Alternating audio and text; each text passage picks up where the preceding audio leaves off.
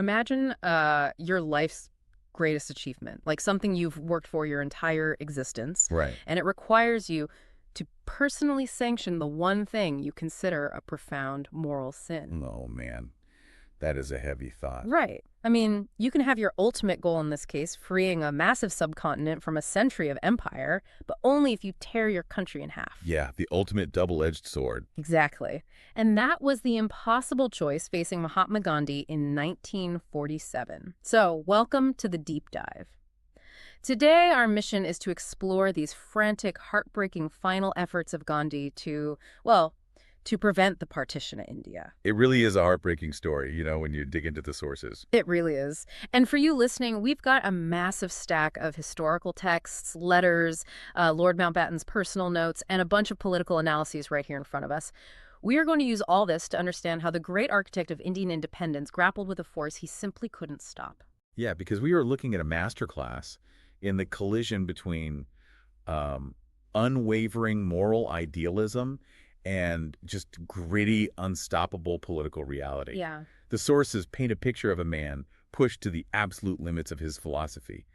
But to really understand the political endgame here, we kind of have to start on the ground. Right, we have to look at the communal fires that were just burning completely out of control by late 1946. Exactly. Because before politicians draw lines on a map, every day people were drawing lines in the streets. I really want to dig into the mechanics of that violence because, reading through this, it wasn't random. No, not at all. We have to look at the aftermath of Direct Action Day on August 16th, 1946.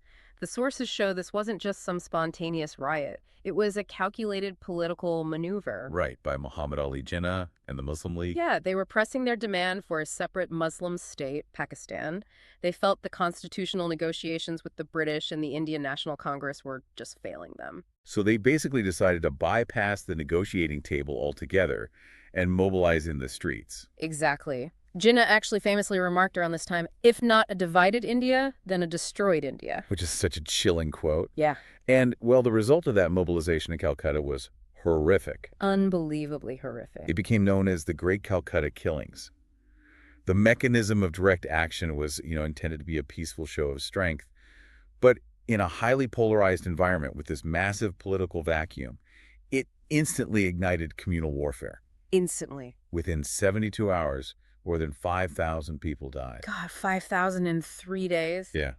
At least 20,000 were seriously injured, and 100,000 residents were just left homeless in the city. The civil administration completely collapsed. It's just an unfathomable scale of violence, and the historical records show it acted as a catalyst, right? The violence didn't stay contained in Calcutta. No, it sparked this terrible chain reaction of retaliation that spread into the rural areas. It moved into the Noakhali region in East Bengal, where the Muslim majority began attacking the Hindu minority. And this, I think, is where we see Gandhi's unique approach to crisis management. Yeah, this is so characteristic of him. I mean, at 77 years old, instead of convening a political summit in a safe capital city, he goes directly into the swamp. He travels to Noakhali without an army, no massive political entourage. Just himself. Pretty much. He embarks on what one critic at the time rather cynically called a comical walking tour. A comical walking tour. Yeah. For 4 months, Gandhi walked barefooted 2 to 3 miles a day from village to village. Barefooted through a conflict zone. Right. He was trying to offer solace to Hindu refugees while simultaneously, appealing to the Muslim majority for peace. Mm-hmm. He stayed in the huts of local villagers, holding daily prayer meetings, trying to physically embody the nonviolence he preached. The physical toll on a man of his age, walking through marshland in the aftermath of massacres, is staggering to think about. He's literally walking into the epicenter of a communal nightmare, armed with nothing but his moral authority. That's all he had. He's trying to instill courage in the fleeing Hindus and repentance in the attacking Muslims. But the thing is, Gandhi's moral victory in the villages was completely outpaced by the political panic spreading across the rest of the country. Oh, absolutely. While he is walking barefoot in Noakhali trying to put out one fire, an even bigger one erupts in Bihar. Yeah, the Bihar massacre in November 1946.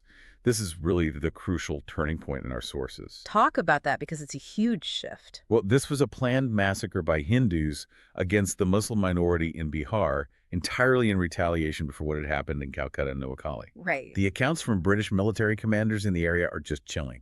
They describe a savage killing where great mobs of Hindus turned upon Muslims who had lived among them in amity for generations. And the death toll there. Yeah. The death toll was estimated between 7,000 and 8,000 Muslims. 7 to 8,000.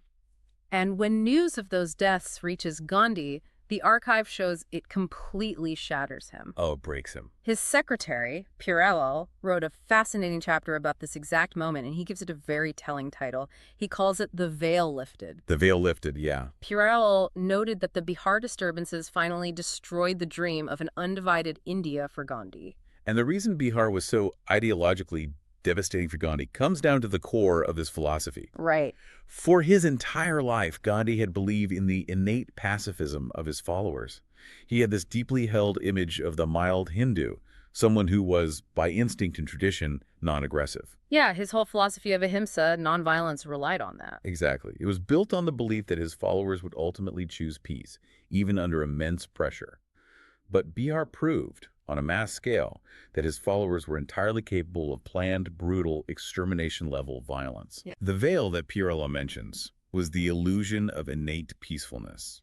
It's a terrifying realization. For you listening, it's like a firefighter arriving to put out a burning house, only to realize the wind is blowing fire from every single direction. And the people he thought were helping him hold the hose are actually pouring gasoline on the flames. That's a great analogy. You can see his focus visibly shift in his writings after this. Previously, during communal clashes, his primary concern had often been protecting Hindus from aggression. But after Bihar, he became desperately anxious to protect Muslims as well. Because he saw that the violence was completely reciprocal. Exactly, and self-sustaining. So, how did the political machinery in Delhi react to this? Well, we see them reacting to this exact same realization, but with a completely different proposed solution. Shocker. Right. The top leadership of the Indian National Congress, specifically Jawaharlal Nehru and Sardar Vallabhbhai Patel, are watching the country slide into a virtual civil war. Right, and they are part of what was called the interim government at this time?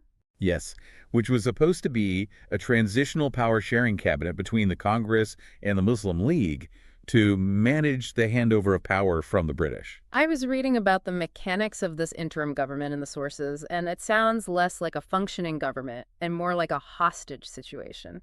That is a very accurate assessment. It was a coalition where the two parters essentially vetoed each other into total paralysis, right? Pretty much. For example, the Muslim League held a crucial finance portfolio managed by Liaquat Ali Khan. And he used that position to systematically block funding for any policies proposed by Congress ministers. Wow. So nothing gets done. Nothing. Every single administrative decision became a sectarian battleground. The daily grinding reality of an administration that was completely paralyzed meant that the state machinery itself, the police, the military, the civil servants, was beginning to fracture along religious lines. Right, because if the top is broken, the bottom falls apart. Exactly. Nehru and Patel realized that the state could no longer guarantee the safety of its citizens, and Gandhi's moral appeals were clearly not stopping the bloodshed. Which brings us to the Congress Working Committee resolution on March 8th, 1947. This is the moment the political panic transforms into concrete policy. Yes. They look at the horrific violence in the Punjab, and the Congress officially passes a resolution urging the division of the province. Right. They demand that the predominantly Muslim part of Punjab be separated from the predominantly non-Muslim part. And the implication was clear to everyone involved. This same logic would apply to Bengal. The mechanism here is so crucial to understand.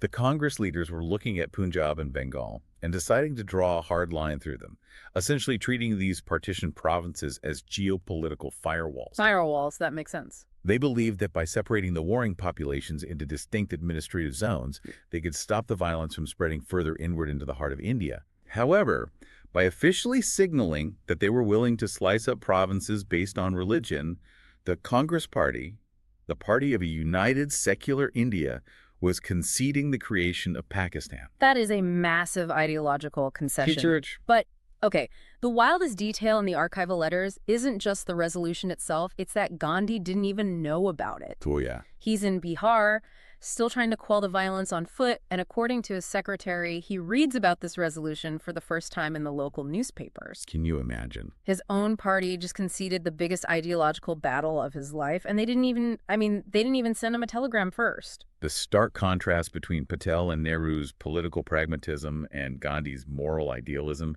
really reaches its breaking point here. Yeah, he was furious. Gandhi writes to them demanding an explanation, and Patel writes back, defending the move, arguing that it was adopted after the deepest deliberation. Yeah. Patel viewed the situation through a surgical lens.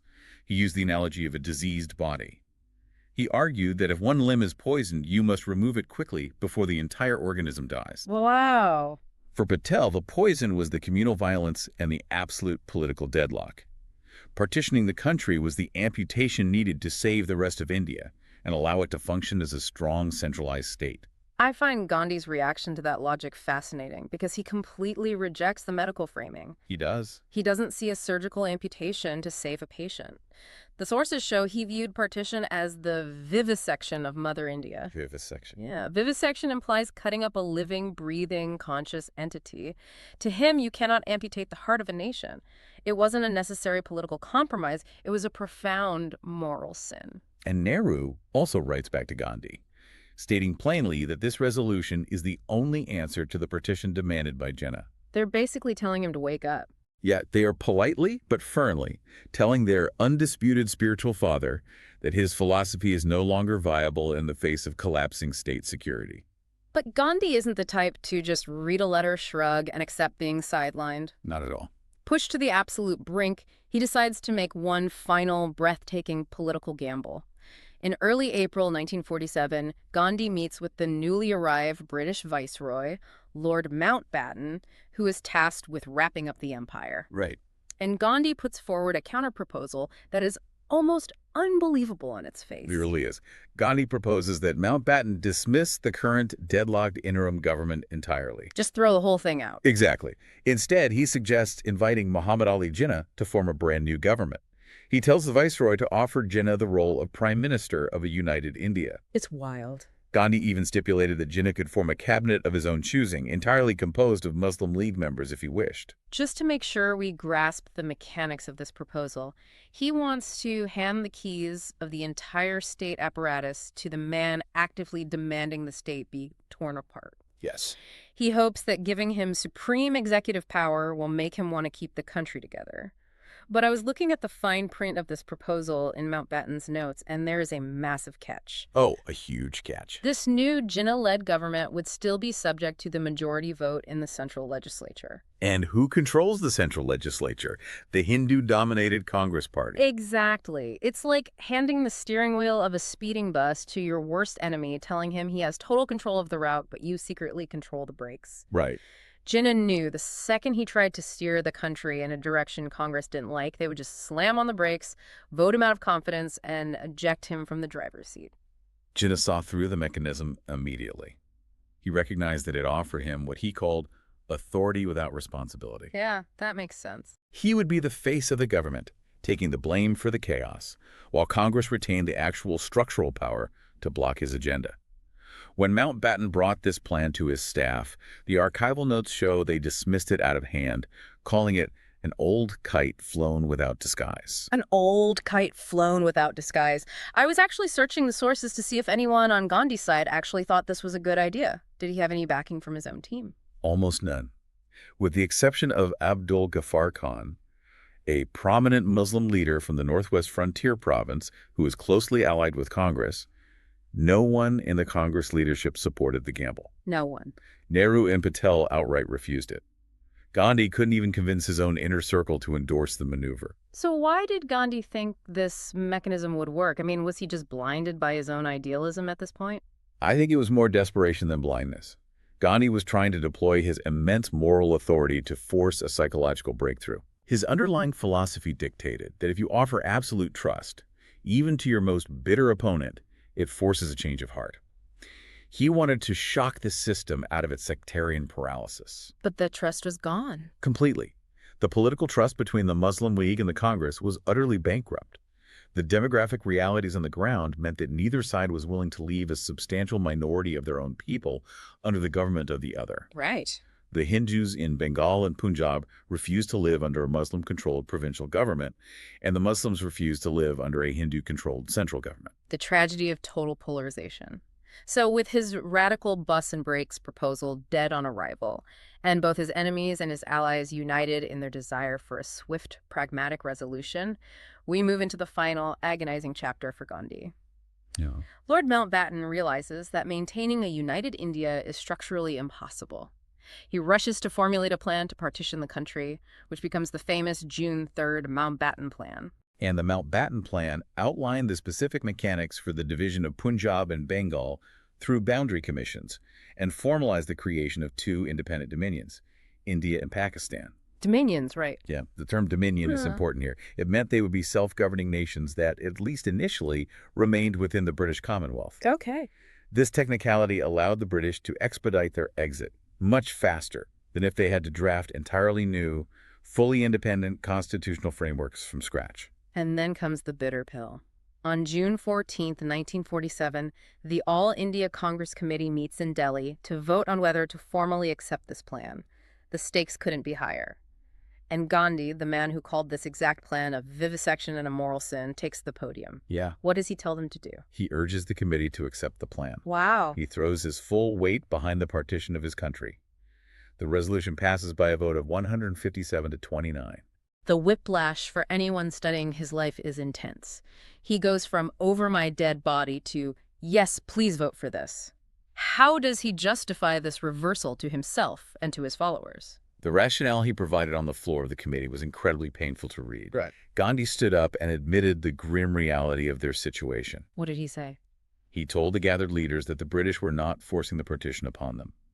The viceroy wasn't imposing this division against their will.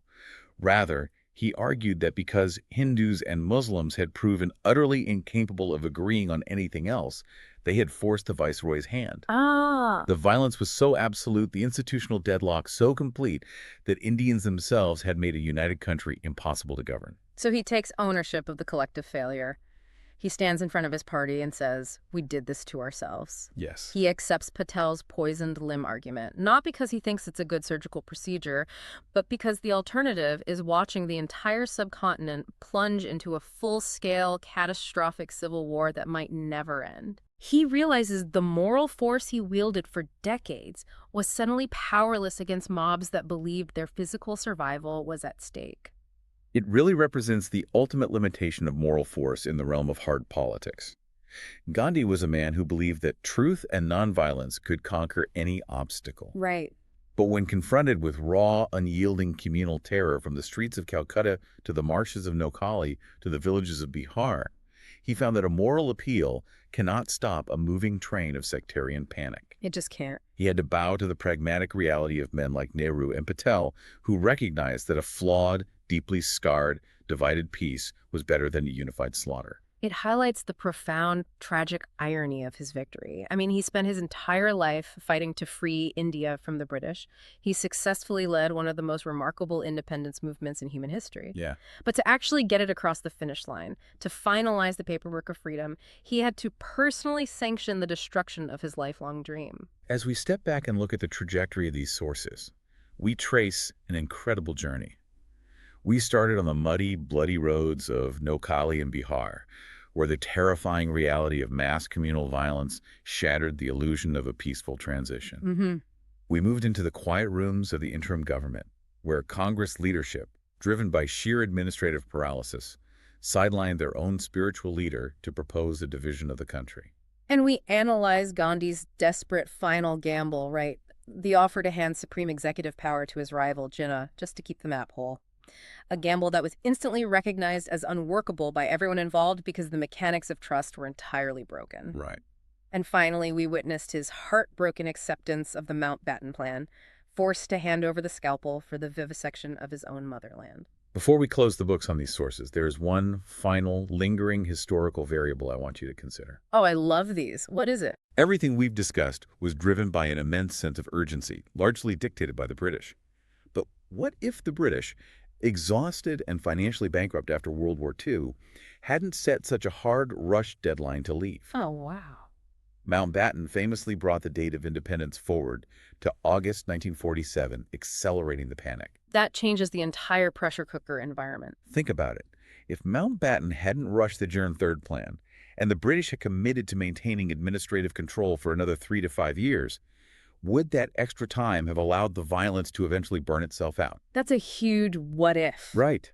Would leaders have found a constitutional compromise for a united India if the clock wasn't ticking so loudly? Or would a delayed British exit have simply turned the subcontinent into a decades-long colonial war zone, drawing out the bloodshed even further? That is a fascinating alternate reality to ponder. Sometimes the pressure of a deadline forces a necessary, if brutal, amputation. Other times, the rush to the operating table causes mistakes that take generations to heal. Beautifully said. Thank you. And thank you, the listener, for joining us on this deep dive into the sources. Keep questioning the mechanics of history. Keep looking for the incredible, conflicted human stories hidden inside these massive political maneuvers. And we'll catch you on the next deep dive.